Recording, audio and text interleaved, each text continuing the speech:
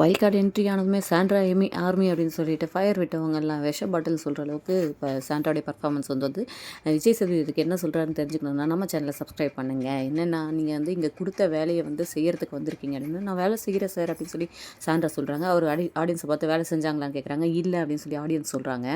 அதே போல் இந்த ஷோ வந்து உங்களால் மட்டும் நடக்கலை, அது உங்களுக்கு தெரியுதா ஃபஸ்ட்டு? திவ்யா வந்து எஸ்கேப் ஆயிட்டாங்க. அவங்க வந்து உடம்பு சரியில்லை அப்படின்ற ஒரு காரணத்தினால வந்து அவங்க வந்து தப்பிச்சிட்டாங்க. நீங்கள் அவங்களே நம்பிட்டு இருக்காதீங்க. அவங்க பிரஜனையே ஐஸ்கிரீம் கொண்டு வர சொன்னாங்க அப்படின்ற மாதிரி வந்து சொல்கிறாங்க. அது என்ன அப்படின்னு நம்ம எபிசோட் பார்த்தா தான் தெரியும்.